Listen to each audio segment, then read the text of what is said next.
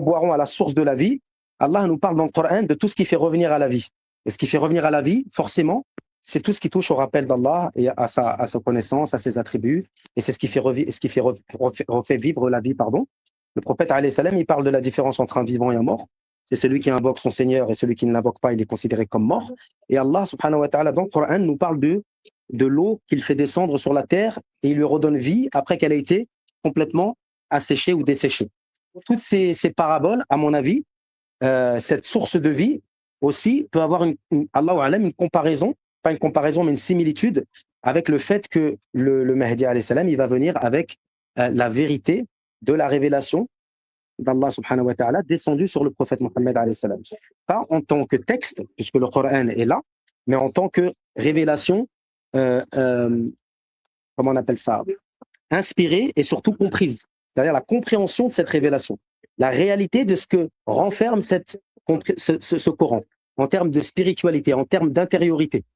Parce que le Coran, il est là, tout le monde le lit, mais ce n'est pas pour autant que tout le monde se guide à l'aide du Coran. Donc, qu'est-ce qui fait que certains se guident à l'aide de ce Coran, par la permission d'Allah, bien évidemment, c'est lui le guide, et d'autres non? C'est que l'impact que ce Coran a sur des âmes fait que certains ont pu bénéficier de la compréhension. Alors après, on n'aura jamais la vraie compréhension ultime, mais ce qui est sûr, c'est que le Mahdi, alayhi salam, il va hériter de cette compréhension, parce qu'il a l'héritage spirituel de la itra du prophète, alayhi salatu wassalam.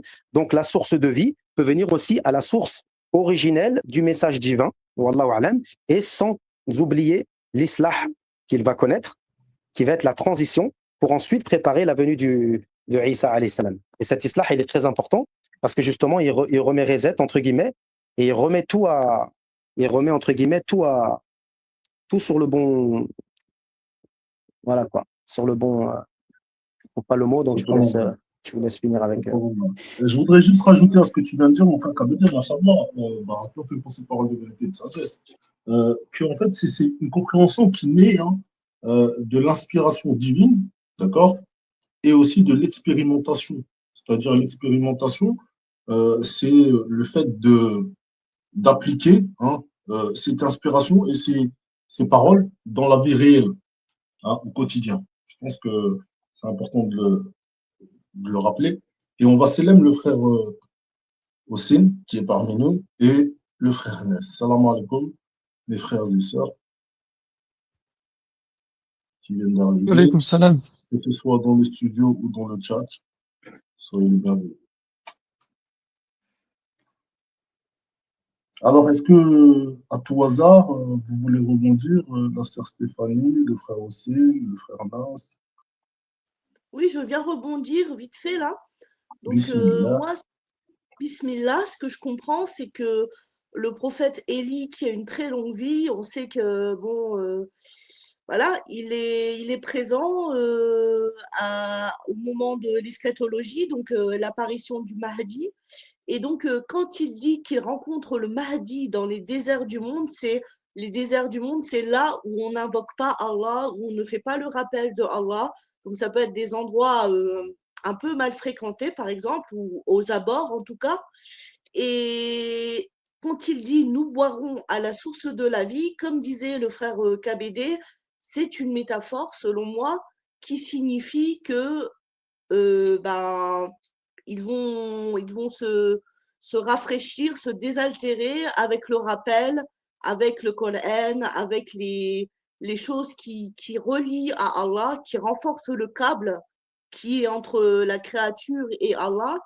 Et ensemble, ils vont s'aider, ils vont être solidaires pour préparer au retour du Messie, alayhi salam, Sayyidina Isa ibn Maryam, le fils de la sainte, la meilleure des femmes de l'humanité, tout temps confondu, la sainte Maryam. Allahu alam, barakallahu fikum. Mashallah, mashallah, mashallah, barakallahu fik pour ces paroles de vérité et de sagesse. Allahu Akbar, alhamdulillah, ya Rabbil Alamin. Allah, frère Anas, est-ce que tu veux, bismillah, nous apporter quelque chose? Alors, moi, ce que ça m'inspire, je ne sais pas si vous m'entendez bien. Non, on t'entend. Des fois, ça. Ok. Essaie d'être proche de ton micro, au cas où que ça. Ouais, ok. Alors, moi, ce que ça m'inspire dans les déserts du monde, deux choses. La première, c'est que le Mahdi, il apparaîtra en Arabie. Et à la base, c'est un lieu désertique, donc probablement qu'il le rencontrera au moment de sa sortie ou après sa sortie, donc dans les déserts d'Arabie. Ou encore, le désert, c'est aussi une référence au silence. Et on sait que le Mahdi, c'est quelqu'un qui ne parle pas beaucoup, donc il le rencontrera peut-être dans un moment où il sera dans le recueillement, dans la méditation, donc dans les lieux saints. Puis nous boirons à la source de la vie, peut-être deux choses, peut-être, l'eau de Zemzem, c'est-à-dire ils vont s'altérer, à la source de la vie, comme on sait l'eau, c'est la source de toute, vie. Allah, il a créé toute chose à partir de l'eau, ou bien également, par le rappel, par la science, parce qu'on sait que la science, c'est ce qui fait revivre les cœurs. Donc, c'est la source de la vraie vie, la vie des cœurs, donc par le rappel. Et nous préparons la venue du Messie, ben ça c'est voilà, c'est explicite, c'est clair, pas besoin de développer. Subhanallah. Allahu Akbar. Barakallahu fik, mon frère. Barakallahu fik pour cet apport, Barakallah. mashallah.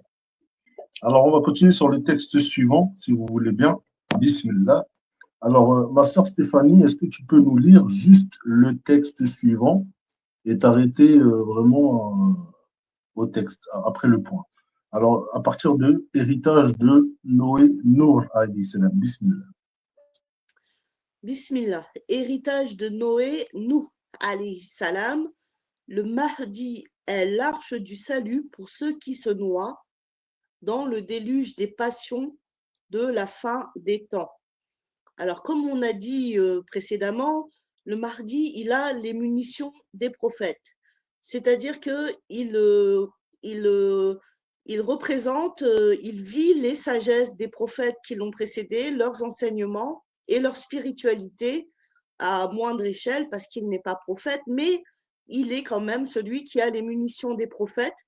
Donc, parce que Allah a voulu qu'il ait la capacité de protéger les croyants et de les faire monter dans l'arche du rappel, l'arche de la foi, l'arche de l'islam, eh bien, il emmène avec lui les croyants et il les protège des passions qui pourraient affecter leur vie, influencer leur choix vers ce qui n'est pas forcément licite.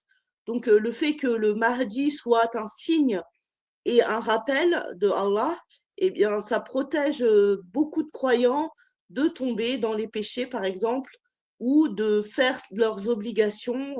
En le voyant, les gens se rappellent Allah et se rappellent que ils doivent obéir à Allah et s'interdire ce qui est blâmable, les péchés, les déconseillés, etc. Au moment de la fin des temps, c'est là où la plupart des péchés ils sont représentés. Les péchés de toutes les communautés antérieures sont représentés, que ce soit la mécréance, que ce soit l'homosexualité, que ce soit l'alcoolisme, que ce soit la fornication, que ce soit même des choses vraiment horribles qu'on a vu apparaître, comme les transgenres, entre guillemets, hein, ces gens qui changent de sexe. Eh bien, le Mahdi est là pour protéger les croyants du déluge, des fitnas et des passions répréhensibles. Allahu alam. Barakallahu fik, ma sœur, mashallah, pour ces paroles de vérité et de sagesse. Je pense aussi, d'accord. Par contre, je ne pense pas que ce soit seulement l'eau de Zemzem, l'eau de vie, hein, subhanallah. Je pense qu'il y a des eaux, hein, il y a une eau en fait, une eau, mais ça, pour comprendre ça, il faudrait croire à l'invisible, réellement. Mais il y a une eau, oui, sur terre, quelque part, Allah il sait où, hein, et il y a une eau qui revitalise le corps tout entier. Ouais.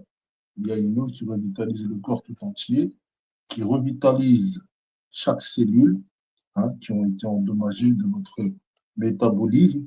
Mais par contre, cette eau, elle change, hein, subhanallah aussi, le métabolisme de ceux qui la boivent. C'est-à-dire qu'au niveau atomique, votre composition ne sera plus la même.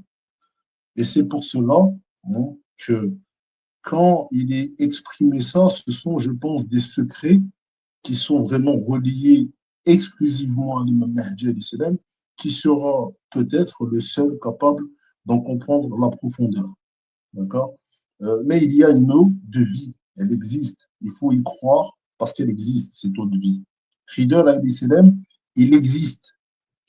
C'est pas quelqu'un qui passe d'un corps et qui meurt et qui renaît. Non, non, non. C'est quelqu'un qui existe. D'accord? Allah il lui a donné la longévité, à la fois spirituelle, physique, mentale, ce que vous voulez. Ok? C'est quelqu'un qui existe, le Khidr. D'accord? Il est, je vais vous dire la vérité, l'un des califes qu'Allah il a choisi pour la création sur terre. Bien sûr. Il est parmi les exécuteurs d'ordre, les veilleurs. Je ne sais pas si vous comprenez un peu ce que je veux vous dire. Donc, en fait, pour comprendre tout cela, il faut croire au mystère de l'invisible d'Allah. Parce que sinon, ça va passer dans votre oreille et ça va sortir par l'autre oreille. L'eau de vie, il n'y a que Khidr alayhi salam qui sait où est-ce qu'elle est. D'accord? Il n'y a que le Khidr qui sait où est-ce qu'elle est. Et il ne fera boire de cette eau de vie que le Mahdi. Parce que Allah il l'aura autorisé à ce que l'imam puisse boire de cette source d'eau de vie. D'accord? Et peut-être qu'après, Allah il autorisera les 313 compagnons de l'imam Mahdi et d'autres personnes. Mais ça, c'est Allah wa alam. Mais là, on nous énonce que le Mahdi buvra à la source de l'eau de vie. Maintenant, ça, c'est l'aspect physique, l'aspect matériel dont je vous parle. Mais ce n'est pas qu'une eau matérielle, c'est une eau spirituelle aussi. D'accord? Vous pouvez la boire, mais elle a un effet à la fois matériel, c'est-à-dire la purification de votre anatomie, de votre corps, de votre corps, mais elle a un aspect spirituel, c'est-à-dire que votre roi, il est en connexion, c'est-à-dire il se développe davantage en vous aussi. D'accord? Et par rapport à ça, le fait que le roi se développe davantage, je pense que ce sera, comment vous expliquer concrètement ce que ça peut être, une compréhension et un discernement meilleur. C'est-à-dire, on comprend mieux la volonté d'Allah, on est plus connecté, d'accord? On a plus d'emprise, nous, le roi, il a plus d'emprise à ce moment-là sur le nefs que le nefs en a sur le roi. D'accord? Et je pense, moi, personnellement, que c'est après cette rencontre avec le Khidr alayhi salam qu'aura lieu son islam à l'imam Mahdi alayhi salam. Et Allah wa alam. Voilà, pour vous dire concrètement ce que je pense de ce passage. Et par rapport au désert du monde tout à l'heure, je voudrais revenir rapidement dessus. Les déserts du monde, d'après ce que j'ai pu comprendre par la grâce d'Allah, c'est que c'est les chemins, c'est-à-dire les chemins qui sont inconnus.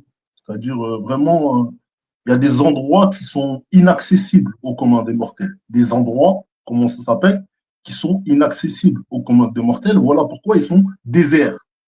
Subhanallah, la ilaha illallah, la ilaha illallah.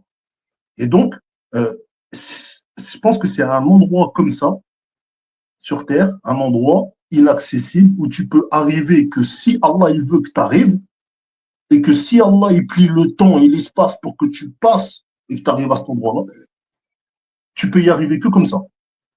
Pour moi, c'est ce que ça me fait percevoir, moi, d'après le peu de connaissances que j'ai, les déserts du monde.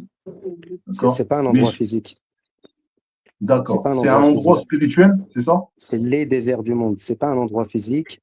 Même s'il y a des choses qui pourraient nous faire penser ou ressembler à des endroits sur la Terre, nous vivons, dans la vie matérielle, nous vivons que la conséquence de phénomènes métaphysiques et spirituels. nous vivons la conséquence matérielle.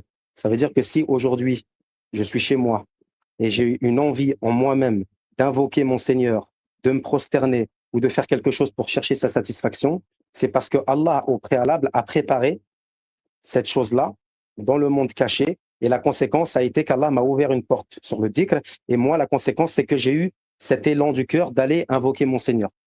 Donc, ça veut dire que nous n'avons que les conséquences, toujours. Quand on parle des déserts du monde, ça signifie, là, on est sur de la haute spiritualité dans ces textes-là. C'est spirituel. Donc, les déserts du monde, ça signifie, c'est pas un désert forcément physique dans lequel on marche.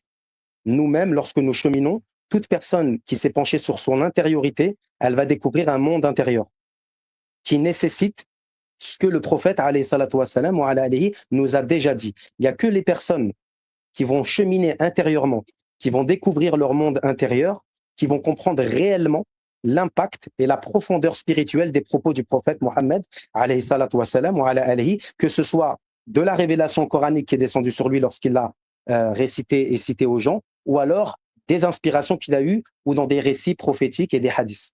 Il y a une profondeur que seul celui qui s'est ouvert dans une grande spiritualité à travers le fond de son âme, qui a fouillé à travers le djihad nafs, va se rapprocher le plus possible de la réalité de ses propos, de ses paroles.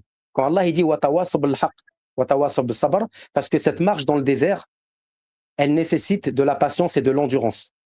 Et les gens qui vont avoir un défaut d'endurance, qui vont être moins patients, ils vont se faire happer par les influences de la fin des temps, dont les passions. Et les passions dont on parle ne sont pas les passions qui sont visibles, comme boire de l'alcool ou faire des péchés. Ce sont les passions religieuses qui sont subtiles, et c'est là où le Dajjal y frappe. Parce que d'apparence, elles sont religieuses, et d'apparence, elles ont une apparence qui est bonne, mais elles sont émanées par les passions. Donc finalement, le Mahdi, lorsqu'il sort, il est comment on appelle ça, le remède. Il est le remède à ces maladies dues à la passion religieuse, car il a la réalité de l'enseignement coranique, pas en termes apparents, mais dans son intériorité. Donc les moindres subtilités, il va pouvoir, les moindres passions, il va pouvoir les distinguer et les dévoiler. Subhanallah. Et donc, si je comprends bien, hein, est-ce que tu me diras si je me trompe ou pas, mais peut-être les déserts du monde dans ce cas-là, si je prolonge sur le point de vue que tu viens de nous donner par la grâce d'Allah, très, très pertinent, machallah. Est-ce que ça n'aurait pas rapport, alors, les déserts du monde avec le fait d'être un étranger? Quand on dit. Oui, ça va forcément, oui. Ok. Vas-y, excuse-moi. Quand on dit le Mahdi alayhi salam est l'étranger parmi les étrangers. Mais il y a d'autres étrangers pour qu'ils soient l'étranger parmi les étrangers. Et peut-être que ces étrangers-là, hein, dans leur marche, ils sont comme dans un désert, puisque autour d'eux, ben, il y a que la corruption, il y a que, subhanallah, les gens qui courent vers la richesse, vers le matériel, vers subhanallah, la dunya, et eux qui courent, qui sont en train de cheminer vers Allah, qui sont frappés, insultés, calomniés, subhanallah, rabaissés, pour leur foi et tués même, certains, pour leur foi et pour leur croyance. Et bien peut-être que ceux-là, ils sont dans ce désert, justement. En fait, quand tu vas cheminer dans la sincérité, automatiquement, tu vas devenir un solitaire, entre guillemets, puisqu'Allah, il va t'isoler. On l'a vu à travers les textes du Mahdi alayhi salam. Et quand Allah, il isole un serviteur, c'est pourquoi? C'est pour lui faire justement comprendre certaines choses et pour lui faire voir son intériorité. Parce que dans ton intérieur, il y a la connaissance d'Allah. Connais-toi toi-même et tu connaîtras ton Seigneur. Donc, Allah, et comme on a dit, c'est un trésor caché, il a aimé à se faire connaître à sa création. Il a dit, on leur montrera des nombreux signes dans la création et en eux-mêmes. D'accord? Donc, ça veut dire que lorsque tu arrives dans une société eschatologique de la fin des temps, qui est basée sur énormément de courants extérieurs et d'influences, la seule manière de te prémunir de ce déluge qui va emporter plus d'une personne, qui est la fitna du Dajjal à la fin des temps, c'est de monter dans l'arche. L'arche signifie les croyants. C'est comme Nuh, alayhi salam. Au moment où Nuh, il construisait l'arche, les gens, ils passaient devant lui, ils comprenaient pas.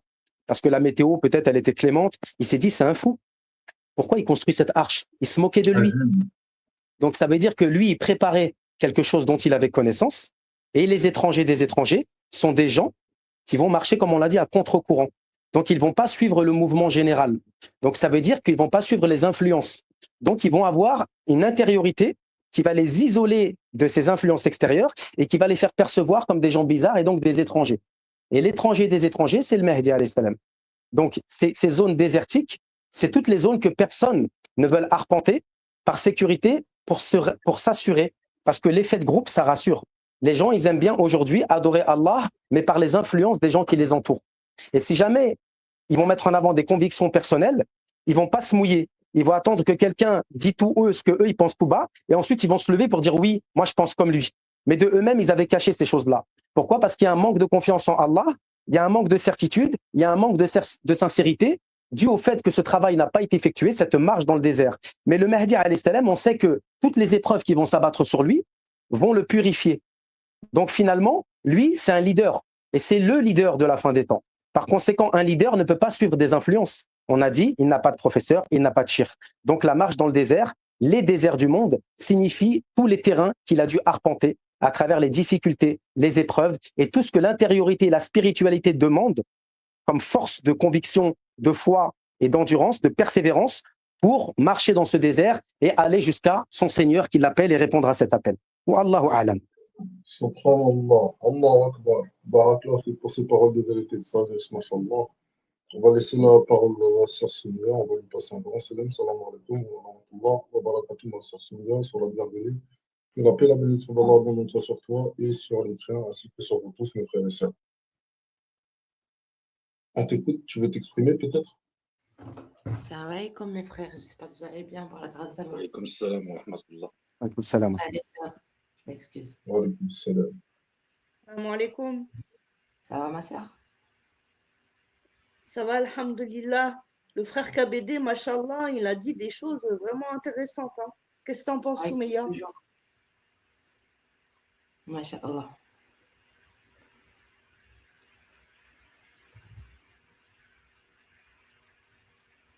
Mashallah, mashallah, barakallahu fikum.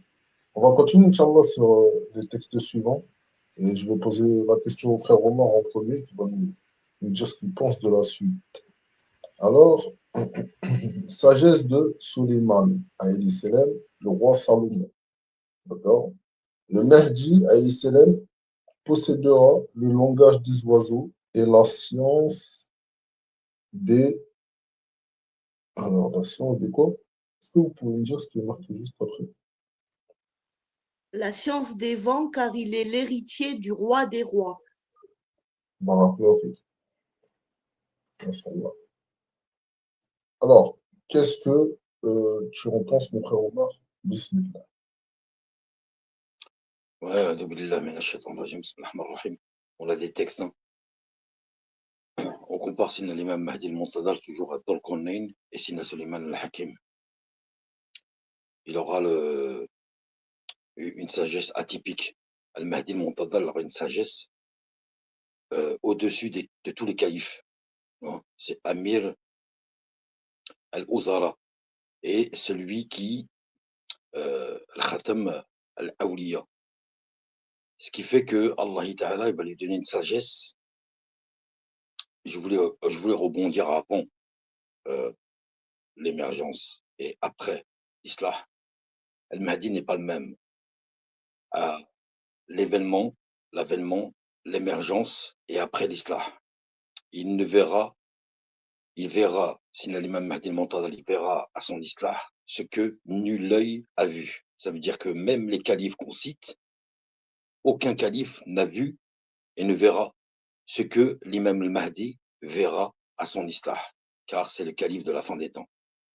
C'est une jonction avec Ar-Ruh Lillah, un esprit très renforcé. Quand on parle de l'Islah, on en a déjà parlé, hein, le nafs qui va être sublimé. Il va le monter tellement haut par la grâce d'Allah Ta'ala avant son Islah, l'imam al-Mahdi, que elle va faire la jonction avec son roi. Et le Ruh d'Illah, c'est une chose qui est énorme. Tu vois, quand on parle de Ruh, Al-Quddus, du prophète Mohammed alayhi salam, et Sina Isa, c'est quelque chose de haut, de très très haut. Alors, effigie, c'est atypique à ces prophètes. Vous voyez. Et chaque prophète, chaque messager, chaque calife a une sagesse atypique. La sagesse atypique de Sina l'imam Mahdi Montadar, comme on le représente, hein, comme Sina Suleiman al-Hakim et Tolkonnain, Sabab, Fikul Sababa et Al-Hakma de Sina Suleiman, qui avait, Allah lui a donné l'ordre de donner l'ordre au vent et le langage des oiseaux, comme Sina Daoud, son père. Vous voyez, il y a la jonction, hein, du père Sina Daoud, alayhi salam, et Sina Suleiman. Al-Mahdi, il aura une sagesse atypique, très élevée, pour la fin des temps, justement. Subhanallah ya Rabbi. Et il y a une chose qui est très importante, quand on parle de l'Wadat al-Havra, c'est un endroit spirituel où Al-Mahdi va aller pour trouver cette hakma, cette sagesse, tu vois, comme on a déjà parlé une fois de Sif Sha'anatori, c'est pas Al-Mahdi n'aura pas le Sif de Sina Ali, hein, le Dulfikar, non. Il aura le Sif Takbir et le Sif Sha'anatori. C'est comme on l'a dit précédemment, on a dit les sciences de toutes les couleurs. At-Taouj Jannah. Tu vois, c'est Anwar Ilahiyya de toutes les couleurs. En fait, ça, cet endroit spirituel où il va aller, Sina l'imam Mahdi Montada, il va aller pour avoir cette sagesse atypique, tu vois, où Allah va le diriger, le bien guider, hein, Al-Mahdi, par Allah Ta'ala, et va avoir cette sagesse énorme, tu vois, qui lui est assujettie par la grâce d'Allah Ta'ala. Et c'est pour ça qu'on dit que l'islah, avant l'islah et après l'islah, c'est plus le même. Car Khidr, quand on compare Al-Mahdi avec Khidr, Khidr, il a été plongé fil ayn al-hayat, la source de vie. Allah lui a changé sa conception atomique. La conception atomique de Khidr, elle n'est pas comme l'être humain lambda, même le plus érudit, le plus savant. C'est Ibad min ibadina. Nous lui avons donné une partie de notre miséricorde. Quand il parle, Allah Ta'ala, Surat Qaf, il parle de Khidr dans ce sens-là. Ouais. Sinda l'imam Mahdi al-Montada, c'est la même, encore même bien plus. Plus. Car, subhanallah, al-Mahdi dans son islah, Allah Allah va le sublimer. Non seulement il va le sublimer, il verra des choses que nul œil a vues, que nul calife a vues, et va lui donner ce changement de conception atomique. Il faut bien comprendre une chose, des frères et sœurs, que la conception atomique, tu vois, quand on parle de avant l'islah de Sina l'imam Mahdi et après l'islah de Sina l'imam Mahdi al-Muqtada, il n'est plus le même. Ça veut dire c'est plus, on va voir une apparence humaine, mais c'est plus, il n'est pas comme l'être humain en général, que ça soit le plus érudit des érudits. C'est la même conception et la même pratique que Allah a faite à travers le prophète, les prophètes et les messagers. C'est la même conception. C'est pour ça qu'on dit Yasbar Sbal Awliya. Il va avoir cette patience des prophètes et des messagers. Et aussi, il y a une chose que je voulais aussi souligner qui est très important. Quand on parle des munitions, on parle des qualités, hein, premium des envoyés et des prophètes. Rasul, on sait que à travers l'Isra ou le Mi'raj, hein, l'imam des nabis, il a fait la prière derrière les 124 000. Vous voyez, quand on parle de Sina l'imam Mahdi al-Muntadar, on dit, les Awliya, ils disent, nous avons tous pris une part de la science de Sina l'imam Mahdi al-Muntadar, même si celui-ci vient après nous, en parlant de Sina l'imam Mahdi al-Muntadar. Ce qui veut dire que Rasoul, alayhi salam, le Khatam Anbiya, c'est la même chose. Les prophètes et les messagers ont dit, nous avons tous pris, tu vois, parce qu'ils ont témoigné, Isra, quand il a fait la prière, le prophète Mohammed, et derrière, l'imam des prophètes. ils ont tous dit, tous les prophètes, ils ont dit, nous avons tous pris une part de la science de Sinna Muhammad, même si celui-ci vient à la fin, en dernier, pour clôturer la prophétie. Tu vois, Al-Wahil Azim.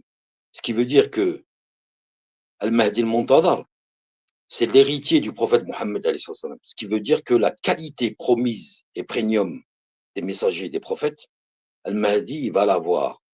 C'est la qualité premium des prophètes. Comme on parle de Sidna Daoud, l'éloquence, l'imam brillant, l'imam Al-Bahir, c'est l'imam brillant, éloquent. De qui? De Sidna Daoud. Sidna Daoud, il avait une éloquence quand il récitait Zabor, incroyable. Même les oiseaux chantaient, récitaient avec lui. Les montagnes, le vent, récitaient avec Sidna Daoud. C'est dire à quel point, tu vois, Al-Kalim Allah, Al-Qur'an Al-Kalim, celui qui parle, Al-Mahdi al-Muntadhar, c'est le Coran qui parle, qui parlera au moment venu, à l'événement. C'est pour ça qu'on parle des qualités premium. On parle des qualités premium des munitions des prophètes, c'est par rapport aux qualités premium des messagers des prophètes, cette qualité qui ressort la number one, vous voyez, premium. Et c'est ce qui fait que, subhanallah ya Rabbi, Al-Mahdi al-Muntadhar, il aura cette sublimation, tu vois, de son ruh lillah, la ilaha illallah, et qui aura, après l'islah, il aura cette faculté, tu vois, de guider la Ummah de par sa lumière, l'anwar ilahiyya, tu vois, de par la hadrat ilahiyya, la manifestation du divin. C'est pour ça qu'on parle d'une lumière de la guider. Al-Rasul, il nous parle de ça. Dans un hadith, il dit, le Mahdi aura la lumière de la guider à la fin des temps. C'est pour ça que on parle de l'arche de Sina Nouh. Ceux qui seront, il y a un hadith qui le dit, Al-Rasul, il le dit, ceux qui seront dans l'arche, tu vois, de Sina Nouh, il donne la métaphore, l'image de Sina Nouh. Ceux qui seront dans l'arche de Nouh, Sina Nouh, alayhi salam, ils seront bien guidés par justement Al-Mahdi, le bien guidé. Voilà ce que je voulais souligner par rapport à ça. J'espère que j'ai été explicite sur le sujet. Subhanallah. C'était très très bien, mashallah, et c'était des paroles de vérité et de sagesse. Barakallah fait mon frère Omar pour ces paroles de vérité et de sagesse. Que la paix et la bénédiction d'Allah abondante soit sur toi et sur les tiens, ainsi que vous, sur vous tous, mes frères et sœurs. Allah. Alors, on va continuer, Inch'Allah, avec la sœur Stéphanie ou la sœur Soumia, si elle veut s'exprimer par rapport à la sagesse de Soliman. Bismillah. Et si elle peut nous relire le texte pour qu'on se remette dans le Ouais, bain. voilà que là, on fait comme mes frères. Alors, bismillah. La langue des oiseaux. Je relis le texte carrément. Le Mahdi possédera la langue des oiseaux et la science des vents, car il est l'héritier du roi des rois. C'est ça? Ouais, c'est ça. Alors, bismillah. La langue des oiseaux, cette expression renvoie directement à Sulayman, à qui Dieu a donné. Nous avons appris le langage des oiseaux, Coran. Spirituellement, cela signifie comprendre les langages cachés de la création et percevoir ce que les autres ne voient pas. Une intuition divine au-delà des mots. Dans les soufismes, la langue des oiseaux devient la compréhension des secrets spirituels. Deuxièmement, la science des vents. Encore une fois, cela rappelle Sulayman. Le vent lui était soumis et il se déplaçait par ordre divin. Symboliquement, cela veut dire maîtriser des forces invisibles et capacité à agir avec volonté divine. Lecture des mouvements du destin. Il avait toutes ces capacités, on va dire. Troisièmement, l'héritier du roi des rois. Cette expression est délicate. En islam, le roi des rois appartient uniquement à Dieu.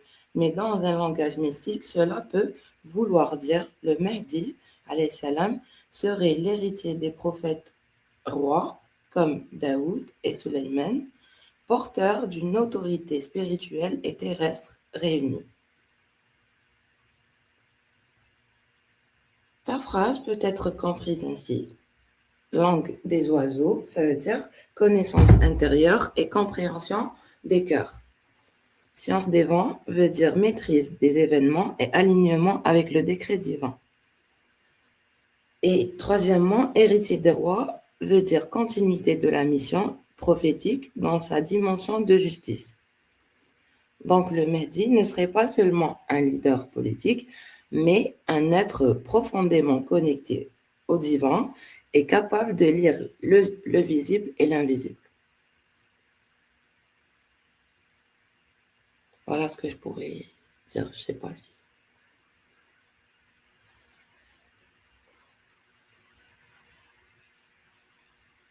C'était clair? Barakallahu fiki, c'était très clair, mashallah. Merci. Moi, si je peux ajouter, Inch'Allah, le langage des oiseaux, comme tu dis, Sœur Soumeya, c'est la science des cœurs, des sentiments, des émotions, des pensées. Il connaît ce langage. Il n'a pas forcément besoin de parler. Son intention, sa pensée intérieure communique avec les cœurs des gens, des humains et des djinns. D'ailleurs, on avait parlé, hein, n'est-ce pas, frère Omar, de la télépathie. Et puis, Exactement. la science des vents, c'est comme le prophète Soleiman, alayhi salam, il ordonnait, il construisait, c'était un roi, c'était un calife. Donc, il agissait dans le monde matériel également. Donc, langage des oiseaux au monde spirituel, science des vents, le monde matériel, et héritier du roi des rois, eh bien, c'est celui dont parle Allah, entre autres, avec les 313 notamment et d'autres, qui hériteront de la terre, car ils ont été opprimés, comme on dit, comme a dit le frère V, je ne sais plus qui l'a dit, le frère KBD, ceux qui sont étrangers, souvent dans un pays, ou même ceux qui n'ont pas la même religion ou les mêmes pensées que tout le monde, ceux qui sont reliés à Allah d'une façon sincère, eh bien, ils sont pris pour des étrangers, et l'islam sera pris comme étrange à la fin des temps, à un moment. Eh bien, il est l'étranger des étrangers, et donc il hérite parce qu'il a été opprimé, tout comme les autres 313 et d'autres. Il héritera de la terre parce qu'il a subi des injustices depuis son enfance, sa naissance, jusqu'à son islah, et au moment où il sera calife, et même peut-être après, il aura des épreuves, hein, car on sait que les plus éprouvés sont les prophètes, et ensuite ceux qui les suivent, les grands walis, les grands awliya, les grands saints, et puis les autres.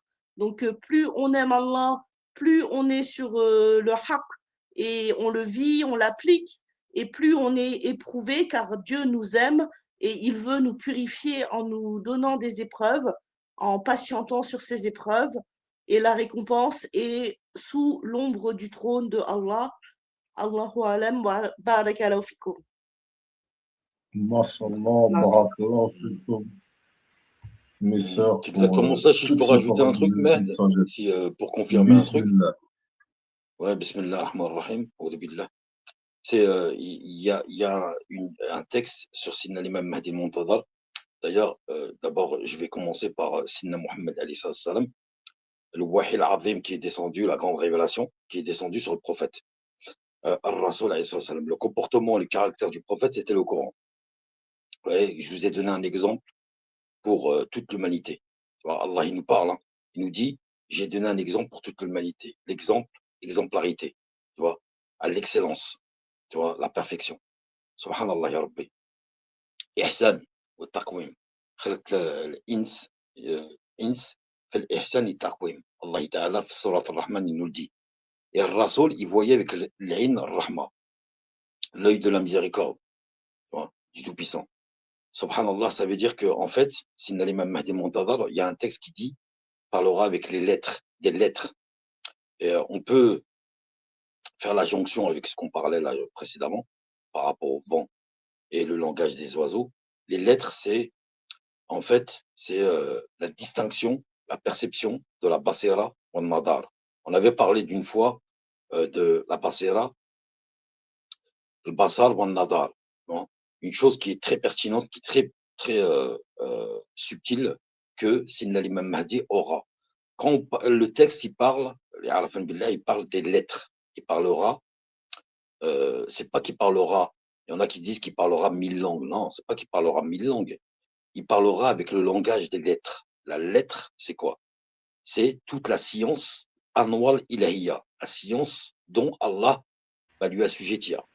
La Dans sa science des lettres, sagesse, c'est ça, il y a des sciences des lettres, des chiffres, et il y a plusieurs sciences, non?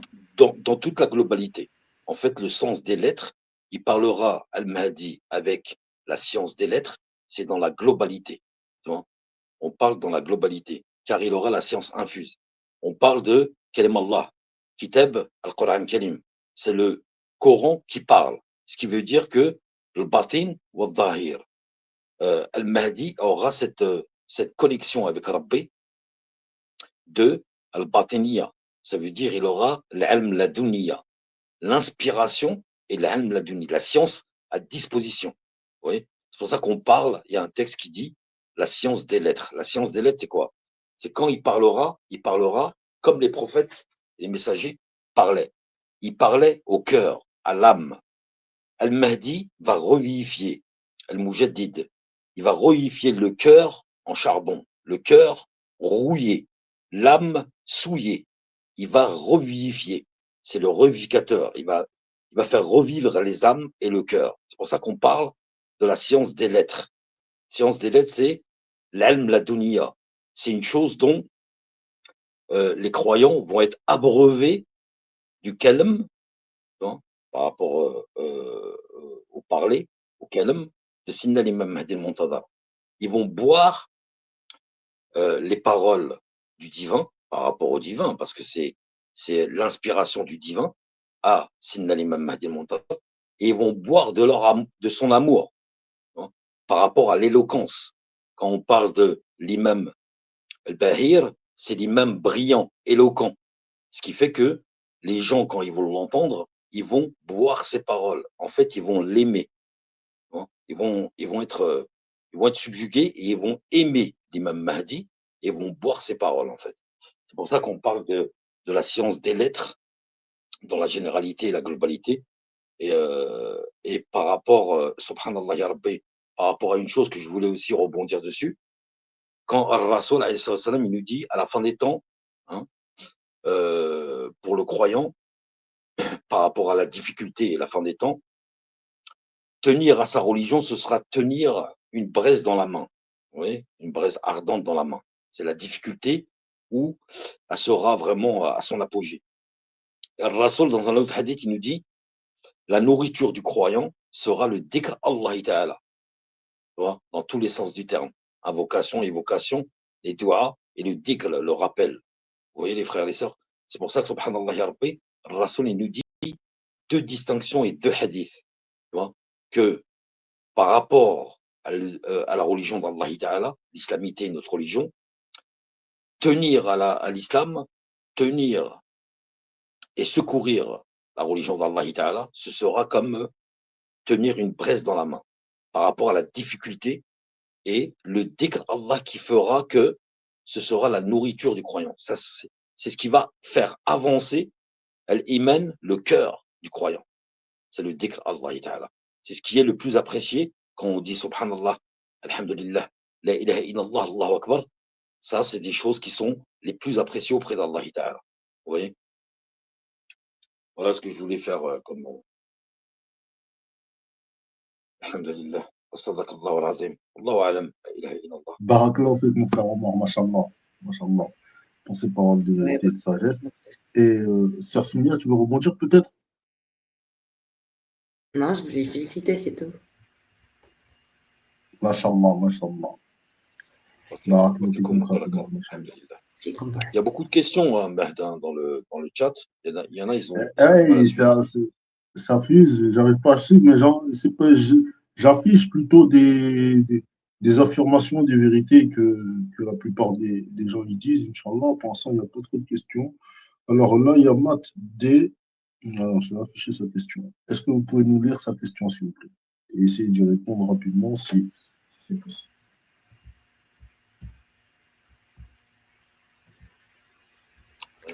Bismillah, les lettres ne feraient-elles pas la liaison entre les créatures et le Créateur, car sans ça, on n'aurait pas accès à Allah. Alors, les Subhanallah. lettres, c'est le langage et la science des noms, la science des mots. Pour connaître le Créateur, il faut comprendre, comprendre le sens profond des mots, les significations. Et donc, c'est pas qu'une question de lettres, ou si c'est les lettres au sens du frère Omar, mais c'est pas les lettres alif, lam, mim, c'est plus Non, pas du tout, non. la- Non. Ouais, c'est oui, comme ouais, non. ce que je voulais dire, ce que tu as dit comme lettre, en fait, comme tu l'as défini, c'est plus dans ce sens que tu l'as dit que les lettres de l'alphabet, en fait. Donc c'est plus la. Tu peux réexpliquer, s'il te plaît, pour. Non, regarde. Ouais, il y a une chose qui est Symbolique super le message. importante. Ouais, c'est exactement ça. Ouais. Barakallahu fikum. Il y a une chose qui est très importante. Sidna Ali bin Abu Talib, il nous dit, dans un atar, il nous dit, l'imam al-Mahdi, ya'lam, ya'lam, yif'am, euh, il va comprendre, en fait, il va comprendre la sagesse de son paradis. Tu vois. Quand il nous dit ça, il faut bien comprendre ce que ça veut dire. Regardez, il y a une chose, il y a un atar des Arabes billah qui nous disent ya'lam al-haqiqa, al-haqq de l'ahya wal amwat. Il va comprendre le langage des morts et des vivants. Regardez, écoutez bien, hein, très important. Quand Sidna Ali nous dit ya'lam, tu vois, al-haqq, yifham, hakmataha, jinnataha, il faut savoir ce que ça veut dire. C'est la sagesse du paradis. Ce qui veut dire que Allah va l'éduquer il va le façonner, il va l'éduquer d'une façon à comprendre, tu vois, les vivants et les morts, l'expérimentation de l'état d'âme humain. Ce qui veut dire, quand on parle de Ibn Insen, on parle de la globalité. Quand on parle de la science des lettres, on parle de Anwal Ilahiya. On parle de la science absolue. De quoi? Le Kitab, le Coran Karim. Al-Mahdi, il va revêtir les attributs d'Allah dans sa compréhension, dans la pureté. Il y a un autre atal qui dit Fitratu Salima. Tu vois, Fitratu Salima. L'intrinsèque du Mahdi, ça veut dire la fitra du Mahdi, elle est saine, elle est pure. Aucune prise, le Dajjal et le mal, Iblis, il n'a aucune prise sur ça, déjà, premièrement. Et deuxièmement, pour comprendre ça, là, Fitratu Salima, Allah va lui instaurer Asmat Lillah al-Husna. Il va lui donner cette compréhension des attributs divins, les 99. Quand on sait que il va les revêtir, il faut comprendre ce que ça veut dire. C'est très important ça. C'est très profond et c'est propre au calife d'Allah. Khatam al-Awliya. Khatam al-Awliya, il a en lui, tu vois, dans sa naissance. Tu vois, le sceau des saints, il est dans la matrice de sa maman, avant même qu'il naisse. Et avant même qu'il crée Allah Ta'ala, avant même, il y a un hadith du prophète Mohammed qui dit Allah, avant même qu'il a créé les âmes, Allah aimait les âmes dont il a créé par rapport à la servitude, tu vois, à la croyance. Et tout, des prophètes aux messagers, aux califes, aux awliya, aux saints et jusqu'aux croyants et moumines, muslimines. Vous voyez, Allah Ta'ala, avant même la création, Allah il nous a aimés. Vous voyez, subhanallah, c'est pour ça qu'Allah Ta'ala il nous dit dans le Coran, il nous dit kharaj l'ibadallah, kharajtum dhulumat an-nur. Allah il nous a sorti du néant à la lumière, des ténèbres à la lumière. Ouais, subhanallah. C'est pour ça que quand Sidna Ali nous dit ya'lam, tu vois, hakmataha, jinnataha, faut bien comprendre ce que ça veut dire. Ça veut dire que le Mahdi, le Montadal, le calife d'Allah, il sera tellement dans la proximité d'Allah, on l'appelle, hein, l'ami proche du Tout-Puissant, le calife d'Allah Ta'ala, sur terre, l'imam al-Mahdi, à son islah et après sa sortie, il faut bien comprendre ce que ça veut dire. Il comprendra l'état, tu vois, du vivant et du mort et l'état de son paradis. Ça veut dire la sagesse de son paradis. C'est Allah Ta'ala qui va l'éduquer en sorte, pour le formater, pour avoir cette grande science, cette grande hakma, d'avoir la science des lettres. Les lettres, c'est dans la globalité. En fait, c'est une connaissance assujettie au calife d'Allah Ta'ala, dans la proximité d'Allah Ta'ala. Voilà. Subhanallah. Et la science des lettres, hein, subhanallah, c'est un rapport pour vous dire, hein, parce que pour comprendre c'est quoi les lettres, c'est beaucoup de choses. Comme il a dit le frère Omar, c'est l'accès à la science infuse, c'est-à-dire la science qui est auprès d'Allah, inépuisable.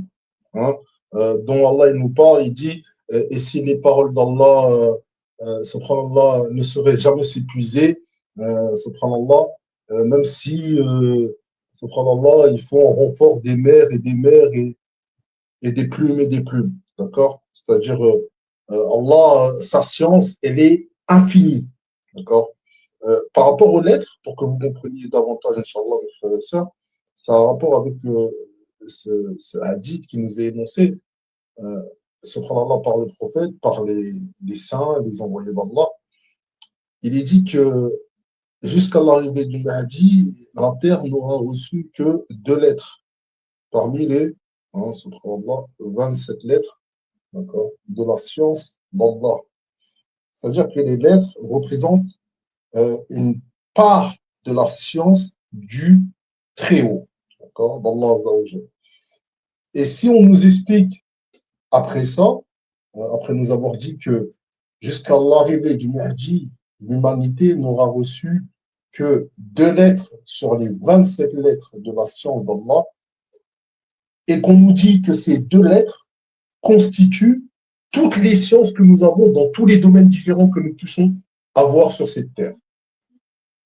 Et ben, on comprend bien que déjà 2 lettres de la science d'Allah, ça nous a permis de devenir meilleur en médecine, en technologie, en sport, en plein de choses. Subhanallah. On a aujourd'hui la technologie, de l'électronique, on a plein de choses. Vous voyez, c'est ces 2 lettres, hein, qui ont permis tout ce que nous avons aujourd'hui comme science. D'accord? Que ce soit spirituel ou physique. D'accord? Tout ça, c'est juste 2 lettres. Après son islam, le Mahdi alayhi salam, il viendra, hein, avec les 27 lettres, les 25 lettres, subhanallah, restantes. Ça veut dire quoi? Qu'est-ce que ça veut dire? Ouais, et je voulais rajouter un truc, Matt, Smahli, hein, Bismillah. mon frère. Regarde, il y a une chose on parle de l'insan kamel, l'homme complet, après son islah. L'alm laduniya, c'est une science à disposition. C'est comme l'exécutant, Khida, ouais, mais c'est encore plus par rapport au calife d'Allah Ta'ala et le Khatam al-Awliya. L'ilham, c'est l'inspiration. L'alm laduniya, c'est une science à disposition illimitée. Ça veut dire que le Mahdi, avec la dua mustajaba, le asmat lillah al-azam, le nom sublime d'Allah Ta'ala, il pourra à bon escient demander ce qu'il veut à Allah Ta'ala, il l'aura de suite, à l'instant T. L'ilm la dunya, c'est une science à disposition, mais pas que. C'est une science illimitée. Hein, c'est le calife d'Allah, hein, c'est l'homme le plus proche et le plus aimé d'Allah Ta'ala. Vous voyez, le petit-fils du prophète Mohammed alayhi salam. Al-Mahdi, il aura l'ilham, l'inspiration, et l'ilm la dunya. Et Allah va lui octroyer rahma. C'est pas atkhanahu fi rahmatina, non. A'tinahu min rahmatina. Comme Khidr. Khidr, il est dit de ce serviteur, ibad min ibadina, il est dit que Khidr, on lui a donné une part de notre miséricorde. Allah Ta'ala, il le dit. Bon, sur l'Afkaf, il y a d'autres passages ou des arfin billah, ils te disent que Khidr, Allah lui a donné une partie de la miséricorde. Il n'a pas entré dans sa miséricorde. Il y a une différence, hein, tu vois, à faire là. Et Al-Mahdi, vu que c'est le Khatam al-Awliya, le sceau des saints qui va clôturer la sainteté, ce qui veut dire que, imaginez-vous, la rahma dont Allah va lui donner. Imaginez-vous. Déjà, Khidr, on a compris. Sinna Muhammad, alayhi salam, Sinna Isa, les 5 prophètes les plus déterminants, on a compris. Les messagers et les nabis, alhamdulillah, masha'Allah.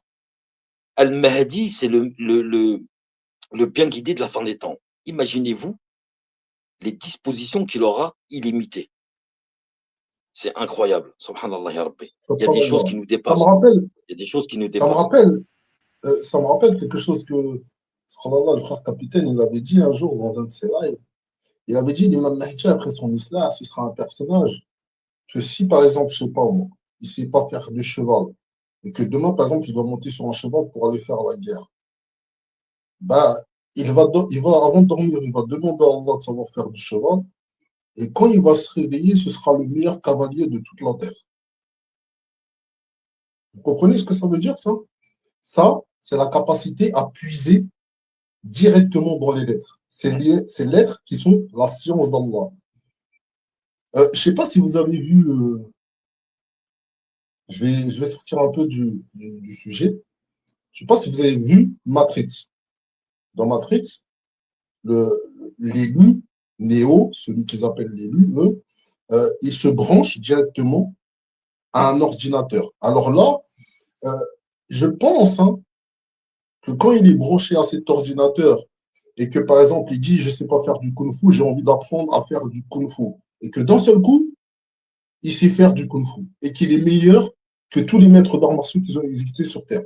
Eh bien, on voit là hein, un petit exemple. Mais je tenais à faire attention, à faire quand même, subhanallah, à vous expliquer que souvent, on croit que Matrix, hein, dans Neo, dans Matrix, certains ils pensent beaucoup que c'est le Mahdi.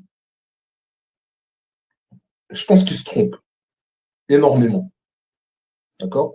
Neo dans Matrix, je ne pense pas que ce soit le Mahdi. D'accord? Parce qu'on voit bien que ce personnage utilise les machines. Néo dans Matrix, D'accord? Ahmed, c'est le Ouais, Dajjal. C'est clair. exactement, subhanallah. Parce que ce personnage utilise des machines hein, pour devenir, subhanallah, se perfectionner. Or, l'imam Mahdi al-Islam n'aura besoin de se brancher à rien et que ce sera que par la volonté et par l'inspiration divine hein, qu'il pourra, hein, subhanallah, faire des choses qu'il ne savait pas faire. Mais en vérité, ce n'est pas qu'il ne savait pas faire. Allah, il a dit qu'il a mis tous les codes en ce personnage.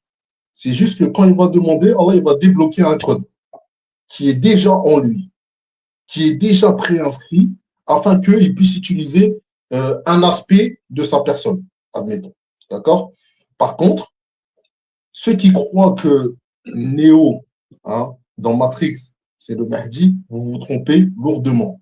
Néo dans Matrix, c'est l'antichrist, c'est le Dajjal. D'accord? C'est le Dajjal qui se branche aux machines pour pouvoir avoir plus de capacité. D'accord? De capacité. Donc, faites attention à ce que vous pensez être, parce que dans le monde dans lequel nous vivons, hein, la vérité et le mensonge ils sont mélangés, et ils essaient de nous faire passer le mal pour le bien, et ils essaient de nous faire passer le bien pour le mal. Et Allah wa Et Exactement ça, Ahmed. Et je te rajoute, parce que très peu de personnes ont capté que Néo, c'était le Dajjal. ouais, exactement. Je te rajoute une chose par rapport à Sinna l'imam Mahdi al-Muntadhar. Allah, il va tellement, il faddah les ibad Allah et le monde visible et invisible. Hein. Il va tellement les humilier qu'il va leur ramener un homme qui va surpasser toute l'intelligence, l'IA, ChatGPT, toute l'intelligence artificielle. Le Mahdi al-Muntadhar, il va les subjuguer par la science du divin. Ruh lillah. C'est ça que, à la fin des temps, ils vont être dans la stupeur, dans la peur. C'est pour ça que le monde invisible, Hein. Leur cauchemar, c'est Al-Mahdi le Montadar. Et ouais, c'est ça qu'il faut comprendre. Et la vraie humiliation du Tout-Puissant, c'est un homme, il va les subjuguer, pas Allah Ta'ala. C'est ça l'essentiel qu'il faut retenir.